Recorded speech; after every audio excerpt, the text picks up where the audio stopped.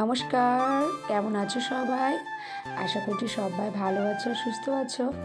আমিও কিন্তু বেশ ভালো আছি। আজকের দিনটি হচ্ছে সোমবার, আর এখন বাজে সকাল 6টা। তো আমি এই 6টা থেকেই শুরু করছি তোমাদেরকে সাথে নিয়ে। তো কে কোথা থেকে আমার ভিডিওটি দেখছো কেউ কিন্তু কমেন্ট করতে ভুলো না যেন। তো চলো, তোমাদেরকে সাথে নিয়ে আমি আমার আজকের ব্লগটি শুরু করছি। সাথে থাকার অনুরোধ রইল। আজকে ভাবলাম সকালবেলাতে কালকে ভেবে রেখেছিলাম যে সকালবেলাতে ঘুম থেকে উঠেই আগে একটু শরীরের চর্চা করব। তার জন্যই একটুখানি জাস্ট শরীর চর্চা। তারপরে আর কি চলে এসেছি ফুল তুলতে। আর জানো তো 7টার দিকে আমার আবার প্রাইভেট পড়ানো আছে, আমাকে আবার পড়াতে বসতে হবে। তো জেঠিমা দেখছি ফুল তুলতে এসছে, আমাকে ডাকছিল। তো আমি ঝটপট করে চলে এলাম ফুল তুলতে। আর আজ তো আবার উল্টো রথও আছে, তাই ভাবলাম একটু ফুল বেশি করেই তুলে নিই। তো জেঠিমা যেমন আর একবার যে রথের সময় বলেছিলাম যে জেঠিমা আমাকে একটা গাছের গোটা ফুলই দিয়ে দেয়, তো প্রত্যেকটা দিনই দেয়, তো সেটাই তুলে নিলাম। আর দেখো আজকে জবা ফুল একটা ছোট্ট জবা গাছে ধরেছে, কি কিউটটাই না লাগছে দেখতে। আর এগুলো তো শুধু লাল জবাই ফুটে, তো আজকে দেখছি এই একটা ছোট্ট জবা ফুল ফুটেছিল। আর এই যে দেখো একটা জবা ফুল ফুটে আছে। আর এই বাড়িতে কিন্তু জবা ফুলের গাছ অনেক আছে। আর দেখো সাদা ফুলগুলো তুলে নিলাম, আর আমার কিন্তু ফুল তোলা হয়ে গেছে। আর আজকে সোমবার, আজকে কিন্তু খুব একটা আমার জবা ফুলের দরকার নেই, তবুও দেখো অনেকগুলো পেয়েছি। তো চলো এবার বাড়ি যাই।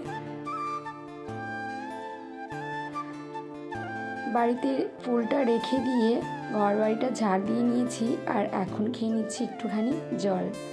সকালবেলাতে বাসি পেটে আমি জলটা খাই। আর তারপরে একটু নিজের জন্য চা বানিয়ে নিয়েছিলাম, আর এই চা দিয়ে বিস্কিট খেয়ে নিচ্ছি। চলো, কালকে রাত্রেবেলা থেকেই ডিঙ্কার গায়ে প্রচণ্ড জ্বর। কালকে রাত্রেবেলা কি বলবো, কালকে সারাদিনই জ্বর ছিল। তো আমরা মালদাতে ডাক্তারকে ফোন করলাম, তো বললো আজকে রবিবার, সেই জন্য নাকি বসবে না। তাই আর রবিবারের দিন যাওয়া হয়নি। আর ওই রাত্রেবেলাটা না ওই এরকম জ্বর নিয়ে আমাকে কাটাতে হয়েছে। দেখো 102-এর মতো জ্বর আছে। আর এই অবস্থাতে এখন তো সকাল, আর আমরা ভাবছি এখনই বেরিয়ে পড়বো। তো ডিঙ্কাকে গিয়েছিলাম মালদাতে ডাক্তার দেখাতে। আর জানো তো আমাদের যে ডাক্তারটা মালদাতে দেখাতে গেলাম সেটা কিন্তু আমাদের এই ঝলঝলিয়াতে বিকেলেই বসতো, কিন্তু ছেলেটার এতটা শরীর খারাপ যে আর মন মানলো না, তাই চলে গেলাম মালদাতেই ডাক্তারটা দেখাতে। ডাক্তারবাবু বলেছিলেন সোনো স্ক্যানে। তো সেখানে ডাক্তারটা দেখিয়ে এলাম। আর আসার সময় নিয়ে নিয়েছিলাম কিছু ফল। ডিঙ্কা যেহেতু এখন জ্বরের মুখ কিছুই খেতে চাইছে না, তো তার জন্য এখন মৌসুমী লেবুর রসটা খাচ্ছে, ওকে ওইটাই খাওয়াচ্ছি। তাই মৌসুমী লেবুটা বেশি করেই নিয়েছি। আর দেখো যত ওষুধ ডাক্তারবাবু লিখে দিয়েছিলেন সবগুলোই নিয়ে নিয়েছি। একটা হচ্ছে খিদে বাড়ানোর দিয়েছিল, দুটো হচ্ছে কাশির জন্য দিয়েছিল, আর দুটো জ্বরের দিয়েছিল। একটা হাই পাওয়ার, এটা হচ্ছে হাই পাওয়ার, জ্বর যদি বেশি আসে তাহলে। আর এটা একটু অল্প পাওয়ারের ওষুধ আছে, এটা হচ্ছে প্যারাসিটামল আছে। তো দেখো সমস্ত ওষুধগুলো কিন্তু এখন আমি গুছিয়ে রেখে দেবো। চলো,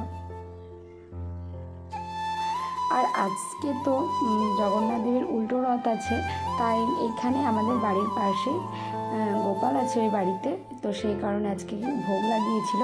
আর আমাদের এই গোটা পাড়াটাকে কিন্তু বলেছিল খিচুড়ি খাওয়ানোর জন্য। খিচুড়ি খেতে সবাইকে নিমন্ত্রণ করেছিল। আর আমার যেতে একটুখানি লেট হয়ে গেছে। আমি তো ওই যে বললাম যে আমি একটু আবার টাউনে গিয়েছিলাম ডাক্তার দেখাতে, তো সেই জন্য আমার একটু যেতে দেরি হয়ে গেছিলো। তো মোটামুটি সবারই খাওয়া দাওয়া হয়ে গেছিলো, আর আমি আর ডিঙ্কা মিলে বসে খেয়ে এলাম। আর ডিঙ্কাকে নিয়ে গিয়েছিলাম, ডিঙ্কার তো জ্বরের মুখ খুব একটা খায়নি, তাই ওর খিচুড়িটা বাড়িতে নিয়ে চলে এসেছি। আর দেখো কালকে যে জামা কাপড়গুলো কেচেছিলাম ওগুলো তো সম্পূর্ণ শুকাই ছিল না, তার জন্য আজকে কিছুটা জামা কাপড় ভালো করে শুকিয়ে নিয়ে একসাথে এখন গুছিয়ে নেব। আসলে ছেলে পেলে যদি শরীর না ভালো থাকে তাহলে কিন্তু মন মেজাজ একদম ভালো থাকে না। তাই দেখো কালকেও তেমন কাজকর্ম কিছু করা হয়নি, ছেলেকে নিয়ে শুধু বসেইছিলাম। একটু করে ঘোরাচ্ছি, আবার একটু করে বসছি। তো আজকে ওষুধটা খাইয়ে একটুখানি জ্বর কম আছে, তো বেশ ভালো আছে এখন। আর এই যে দেখো আজকে দুপুরবেলাতে এসেছিল আমার একটা পার্সেল, সেটা হচ্ছে আমি নিয়েছিলাম রান্নাঘরের একটা তেলের বোতল। তো দুটো এসেছে, দেখো আমি দুটোই দিয়েছিলাম অবশ্য। আর এই তেলের বোতলগুলো কিন্তু 900 গ্রাম করে তেল আসবে, অনেকগুলোই তেল আসবে, আমাদের 1 মাসের তেল একটা বোতলে এঁটে যাবে। তো চলো এবার আমরা রেডি হব উল্টো রথে যাওয়ার জন্য। আর দাদাভাই ওদিকে সন্ধ্যা দিচ্ছে, সন্ধ্যাটা হয়ে পড়লে বেরিয়ে পড়বো। আর এই যে দেখো চলে এসেছি। আর আমরা কিন্তু বেশি দূরে যাইনি, ভেবেছিলাম যে হচ্ছে ননদের বাড়ির ওই দিকটাতে যাব, কিন্তু ভাবলাম যে আর যাব না, ছেলেটার শরীর ঠিক নেই, তো তার জন্যই আর যাচ্ছি না।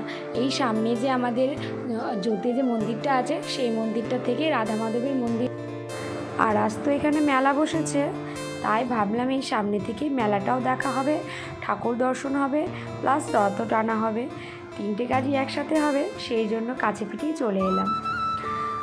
আর দেখো এসে নিয়ে প্রথমে ডিঙ্কার যেখানে চোখ যাই সেটাতেই আমরা চলে এলাম আগে। আর এসে নিয়ে ডিঙ্কা কিন্তু খেলনা নেওয়ার জন্য জেদ করছিল, আর ওকে সোজা রথে আমি অনেক খেলনা কিনে দিয়েছি, জন্য ওকে আমি বলছিলাম যে এইবার কিন্তু বেশি খেলনা নিবে না। তো বললো হ্যাঁ মা, আমি 1টা থেকে 2টো নিব। তো তার জন্য ওর বাবা একটা বাসছিল, এমন জিনিস বাসছিল যাতে ও নষ্ট যাতে না করতে পারে। আসলে ও অনেক জিনিসপত্র নষ্ট করে ফেলে, সেই জন্য ওকে এমনই জিনিস দিব যাতে নষ্ট না হয়। আর এই যে দেখো বলটা, লাইটিংওয়ালা বল নিল। আর এখানে আমি চলে এলাম আমার জন্য জিনিসপত্র দেখতে, কিন্তু জানো তো পছন্দ হচ্ছিল না কোনো কিছু, হ্যাঁ মনের মতো কোনো জিনিস নেই। তো চলো ওই দিকটা থেকে ঘুরে আসি। আর এদিকে দেখো ঠাকুরের সব জিনিসপত্র নিয়ে বসেছে। আর এখানে তো ট্যাটু করা হচ্ছে। আরে ভাই, আমি ট্যাটু করাটা দেখে অবাক, যে কি বলবো, কার মনে যে এত সাহস যে এখানে বসে বসে ট্যাটু করাচ্ছে। স্যালুট ভাই তোমাকে, সত্যি। আমি তো জানি ট্যাটু করাতে গেলে খুব লাগে, তো মানুষ তবুও যে করাই সেটাই ভেবে পায় না। তারপরে আর কি মেলা থেকে বেরিয়ে ফুচকা খেয়ে নিলাম। আর ডিঙ্কা হচ্ছে চাউমিন খাওয়ার জেদ করছিল, আসলে ওর জ্বরের মুখটা ঠিক নেই, যদিও ওকে বাইরের খাবারটা খাওয়ানো উচিত না, কিন্তু কী করব, ছেলে জেদ করলে সেটা তো মানতেই হবে, আর কিছু করার নেই। আর এই যে দেখো এখানে বসে গেছি, আর ডিঙ্কা এই যে চাউমিন পেয়ে গেছে, বসে এখন খাচ্ছে। আর দেখো আমি আর তোমার দাদাভাই এখানে চপ আর ঘুগনি নিয়ে নিলাম। মেলাতে আসতে গেলে চপ ঘুগনি না খেলে কিন্তু একদম ভালো লাগে না, তাই না?